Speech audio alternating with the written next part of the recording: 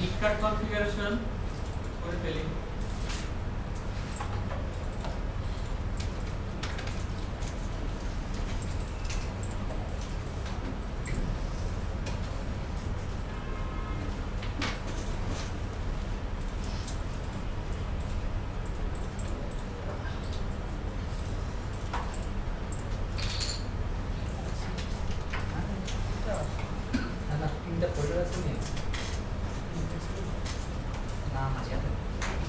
নিককাট কনফিগারেশনের আগে একটা রিমাইন্ডার দিয়ে দিই, সেটা হচ্ছে যে আমরা কি করব, এখান থেকে আমরা যাচ্ছি সেটিংসে। সেটিংস থেকে আমাদের কয়টা নিককাট আছে? একটা হোস্ট অনলি, একটা ব্রিজ। এই দুইটারই যেটা করবেন ডিভাইস স্ট্যাটাস, এখানে দুইটা চেকমার্ক দেওয়া আছে না? এই সবগুলা চেকমার্ক দিয়ে রাখবেন। আর সিডি বা ডিভিডি রুম এখানেও যেন ডিভাইস স্ট্যাটাস কি থাকে, চেকমার্ক দেওয়া থাকে। এবার কি করবেন, এবার এডিট ফাইলের পাশে যে অপশনটা আছে এডিট, এখানে এসে ডিএসসিবি সার্ভার আছে, একটা ভিএমনেট 1 আর একটা ভিএমনেট 2, এই দুটো কি করবেন, ডিএসসিবি সার্ভার এনেবল করে দিবেন। ভাই আমার কি কাজ এটা ফাইলের পাশে এডিট, এখান থেকে ভার্চুয়াল নেটওয়ার্ক এডিট, এখান থেকে এই যে ডিএসসিবি আছে না, এনেবল করে দিবেন। কিভাবে? এই যে চেঞ্জ সেটিংস, এগুলো আমরা অনেকবার দেখছি, তারপরেও আমরা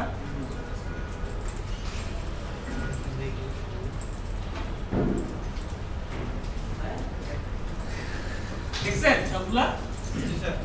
এই যে এখান থেকে এনেবল করে দিবেন।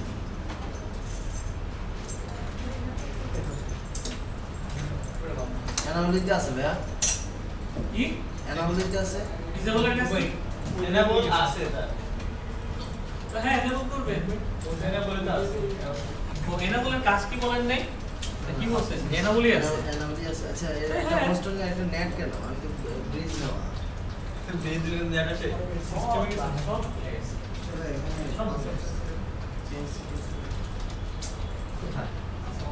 নরমাল ইউজার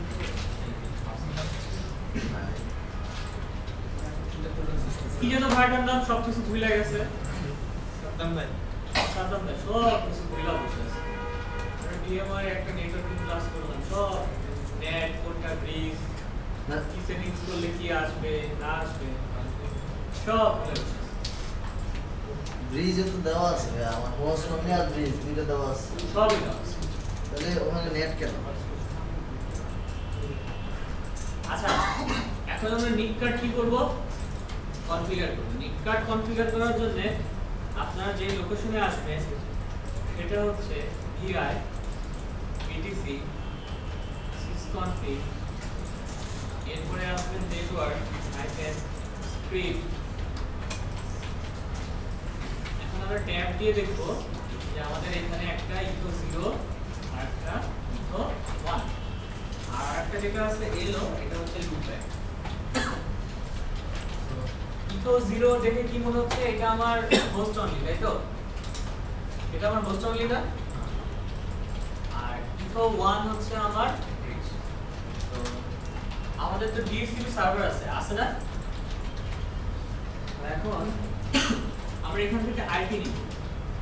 তো আইপি নেওয়ার জন্য আমরা একটা কাজ করতে পারি, ইকো 0 এখানে এসে এই যে অনবুট আছে না, অনবুট, এই অনবুটটা এখানে আমরা ইয়েস করে দিব। আমরা ইয়েস করে দিলাম। এখন এটাকে আমরা সেভ করে বের হয়ে যাব। কি করব, সেভ করে স্কেপ শিফট ক্লোন এই আমরা করে ফেললাম। এখন কোথায় যাব, 1 এ। 1 এ গিয়ে আরেকটা ডিসকার্ড আছে, অনবুটটা আমরা নো আছে ইয়েস করব। আই ফর ইনসার্ট, এখানে কোনো কিছু লেখার জন্য বা এডিট করার জন্য কি করতে পারি, আই ফর ইনসার্ট, এখানে আমরা ইয়েস করলাম, স্কেপ, এরপরে আমরা কি হচ্ছে যে শিফট ক্লোন সেভ, আমাদের কাজ শেষ। এখন আমরা সার্ভিস এইটার আগে এই রিস্টার্ট করার আগে আমরা দেখে আসি যে আমাদের কোনো আইপি আছে।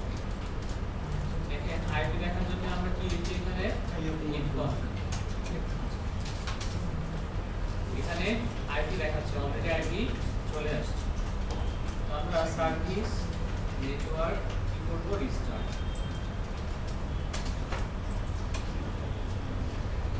সার্ভিস নেটওয়ার্ক, তাহলে যদি আইপি না পায় তাহলে এখানে কি দেখাবে, ফেইল। আমাদের আইপি পাওয়া শেষ। এখন তো আমাদের এটা ডিএসসিপি সার্ভার করা আছে না, এটা কিন্তু ডিএসসিপি এর মাধ্যমে আইপি করা আছে। তো এটাকে আমরা কিভাবে স্ট্যাটিক করতে পারি, এটা সার্ভিস নেটওয়ার্ক। তো এখন আমরা যে কাজটা করব সেটা হচ্ছে যে আপনার এই আইপি গুলাকে আমরা কিভাবে স্ট্যাটিক করতে পারি। স্ট্যাটিক করার জন্য সবার আগে আমরা আইপি গুলা দেখে নিই যে আইপি কত আছে।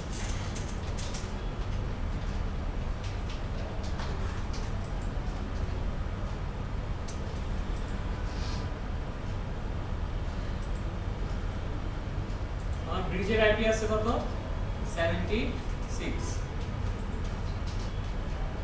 আর হোস্টলের আইপি কত, 153.130। এই আইপি গুলাকে আমরা স্ট্যাটিক করব। স্ট্যাটিক করার জন্য আমরা যাব এখানে লিখব সেটআপ।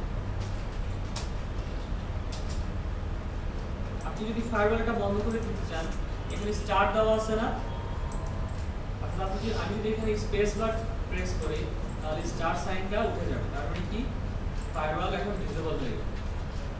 এখন আপনি ডাউন অ্যারো অথবা আপ অ্যারো প্রেস করে কি করতে পারেন, এই যে আপনি লেফট রাইট করতে পারেন।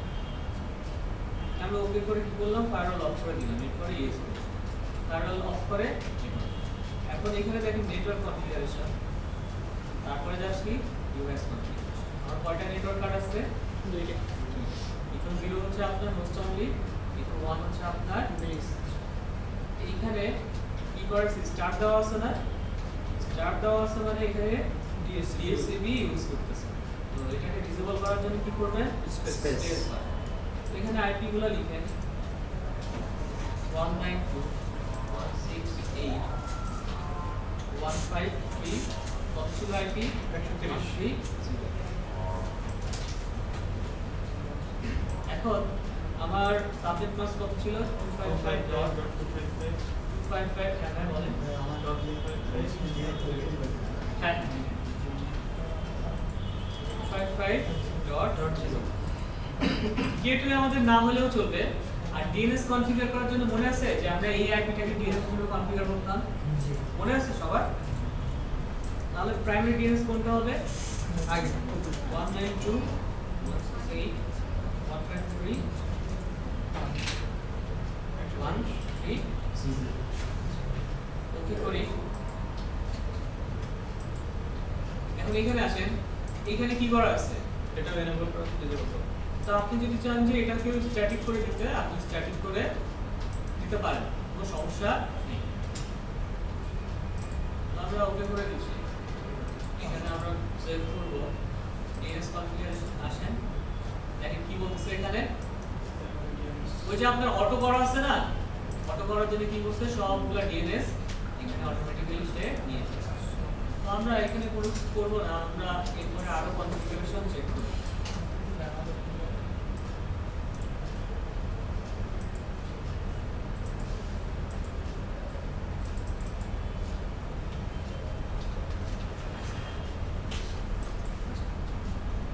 এরপর আমরা আবারও একটা সেটিংসে যাব,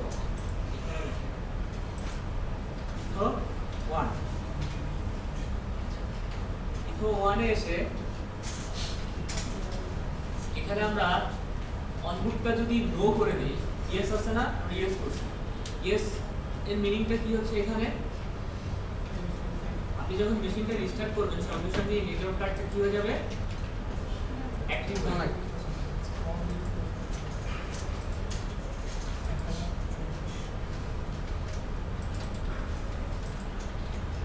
আমি যদি এখানে লিখি if up equals 0 তাহলে কি হবে? আপনার যদি এই নেটওয়ার্ক কার্ডটা ডাউন থাকে তাহলে এটা কি হয়ে যাবে? আপ হয়ে যাবে। এটাকে ডাউন করার জন্য কি লিখবেন এখানে? if down তাহলে আমি 1 কে কি করে দিব? ডাউন করে দিব। এই 1 কে ডাউন করে দিব। এখন যদি আমি কমান্ড ইউজ করি সার্ভিস নেটওয়ার্ক রিস্টার্ট তাহলে কি হয়ে যাবে? এটা নেটওয়ার্ক কার্ডই রান করবে। এই গেল আপনার নেটওয়ার্ক কার্ড কনফিগারেশন। এখন দেখব যে হোস্ট নেম, উইন্ডোজের হোস্ট নেম আমরা চেঞ্জ করতাম তখন সহজে কম্পিউটার নেম।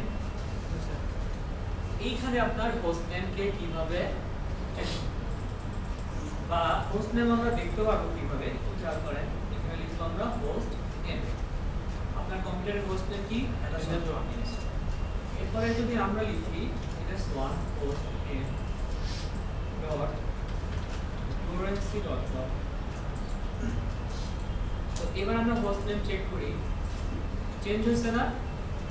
এইভাবে যদি আপনি হোস্ট নেম চেঞ্জ করেন আর মেশিনটাকে রিবুট করেন তাহলে কি হবে? এই যে পরবর্তীতে যে হোস্ট নেমটা আমরা সেট করলাম এটা ডিলিট হয়ে যাবে। তার মানে এই প্রসেসটা হচ্ছে টেম্পোরারি হোস্ট নেম সেট করার প্রসেস। এই প্রসেসটা হচ্ছে যে হোস্ট নেম টেম্পোরারি চেঞ্জ করার প্রসেস। আমি যদি রিস্টার্ট করি তাহলে আমার আগের হোস্ট নেম কি ছিল? ns1 ওইটাই হয়ে যাবে। পরবর্তী হোস্ট নেম কি আছে? ns1.fluency.com, এটা থাকবে না। তো এখন দেখব হোস্ট নেম কিভাবে পার্মানেন্ট করতে হয়। তো হোস্ট নেম পার্মানেন্ট করার জন্য etc হোস্ট এরপরে হচ্ছে s, আমরা এই ফাইলে যাব। হ্যাঁ, হোস্ট নেম চেঞ্জ করার জন্য আমরা কোন ফাইলে যাব? etc হোস্ট এই ফাইলে যাব। এখানে কিন্তু আরো অনেক ফাইল আছে হোস্টের। হ্যাঁ, ঠিক আছে। এখানে যদি আমরা ট্যাব ইউজ করি দেখেন হোস্টের অনেকগুলো ফাইল আছে। তো host.conf এই ফাইলটা আমরা ইউজ করব না, যেটার সঙ্গে s আছে হোস্ট, সেই ফাইলটা আমরা ইউজ করে কি করতে পারি? এইখানে গিয়ে আমরা কিভাবে চেঞ্জ করতে পারি আমি একটু দেখে আসি। আমরা যে কষ্ট করে অনেকগুলো কাজ করতেছি হোস্ট নেম চেঞ্জ করা, এই কষ্টটা করার পর দেখো কত সহজেই হোস্ট নেম চেঞ্জ করা যায়। আগে কঠিনটা শিখি তারপরে সহজ একটা।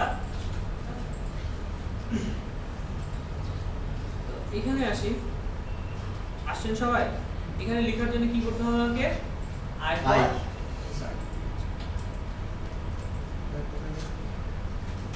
আচ্ছা আবারও দেখাচ্ছি, এই লোকেশনে আসছেন। এখানে লেখার জন্য i for install। এখন আমরা সেশন লাইনে যাব। সেশন লাইনে গিয়ে কি করব? আমরা আমাদের আইপি কোড ছিল 192.168.153.1360। এরপরে আমাদের FQDN কি? এটা ns1.fluency.com, আমাদের FQDN হবে এটা। আর ইউজারনেম কি আমাদের? ns1। এটা হচ্ছে যে লেখার প্রসেস। হ্যাঁ, প্রথমে আইপি, দেন আপনার FQDN, দেন কম্পিউটার। আপনার আইপি কনফিগারেশন হয় না। এসকেপ শিফট কল রাইট করে বের হয়ে গেলাম। এখন আরো একটা ফাইল আছে যেটা কিনা কোথায় আছে? etc system এরপরে নেটওয়ার্ক। কোথায় আসবেন? এইখানে যে নেটওয়ার্কিং আছে না, নেটওয়ার্কিং ইউজ করা থাকবে। আর এই হোস্ট নেম কি করবেন? চেঞ্জ করে দিবেন ns1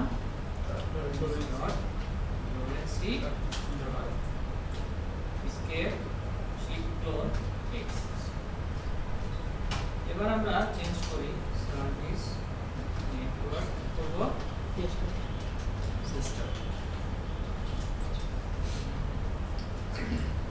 আমরা কি করছিলাম? e1 কে ডাউন করে রাখছিলাম, তাই তো? এই কারণে এটা এররটা দেখাচ্ছে। এখন আমরা সেটআপে আসি। সেটআপ আমরা যে কাজগুলো করলাম আমরা চাইলে খুব সহজেই হোস্ট নেম চেঞ্জ করতে পারি। নেটওয়ার্কিং এ আসবো, আসবো একটু মনে করে দেখেন ভিডিওর আগে এখানে কি ছিল হোস্ট নেম ns1 ছিল না? দেখছেন এখানে চেঞ্জ হয়ে গেছে, তার মানে আপনি সহজ কাজ করতে পারেন, চাইলে এখানে এটা সেট করে বলে দিতে পারেন। এখানে চেঞ্জ করে দিলেই আপনার আগের কাজগুলো করার কোনো দরকার ছিল। আচ্ছা এখন আমরা রিবুট করে দেখি যে আমাদের হোস্ট নেম আসলে পার্মানেন্ট হয়েছে। আমার কম্পিউটার নেম কি ছিল? ক্যাপিটাল ns1 ছিল না? স্যার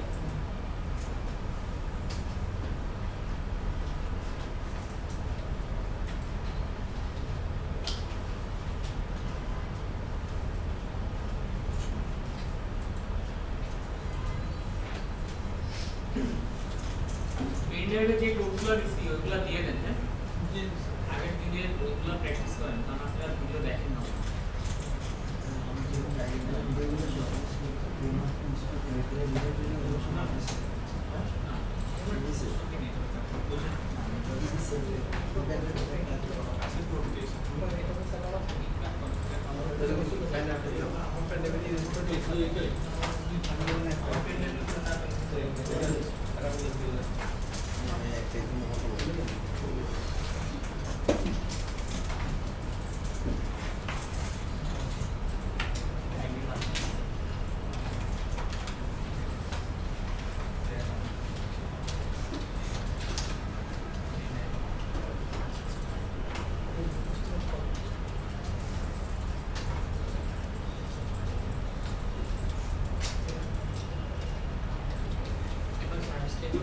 আচ্ছা দেখেন এবার কি কোশ্চেন চেঞ্জ হয়ে গেছে না?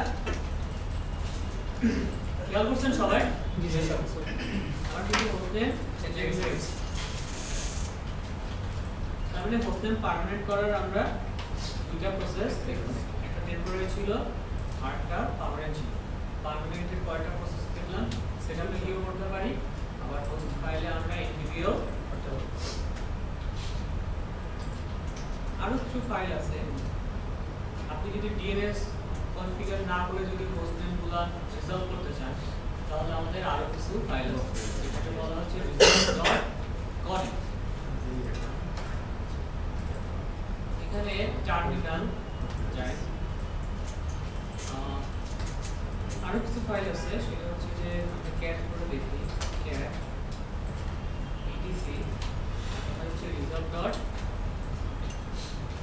দেখেন আপনি যে নেমগুলার ডিএনএস কনফিগার করবেন, হ্যাঁ সেই নেমগুলার কি নেম সার্ভার না, সেগুলো কিন্তু এই যে এখানে সবকিছু আপনার চলে আসবে। খেয়াল করছেন সবকিছু আপনার নেম সার্ভারগুলো কোথায় চলে আসবে? resolve.conf।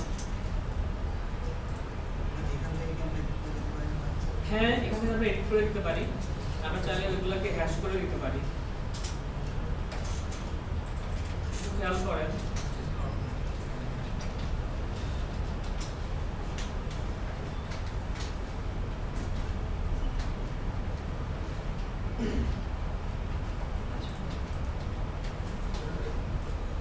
আপনি যদি এটাকে ডাউন করে দিতে চান তাহলে কি করবেন?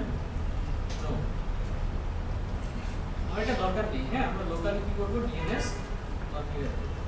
আমরা এটাকে নো করে দিলাম, এরপরে এটাকে আমরা ডাউন করে দেব। ইফ ডাউন কোনটা? তো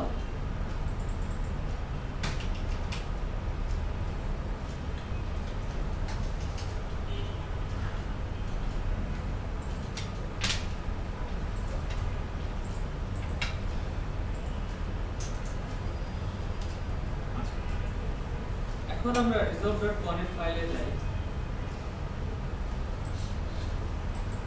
দুটো চলে গেছে না? জি স্যার নেম সার্ভার চলে।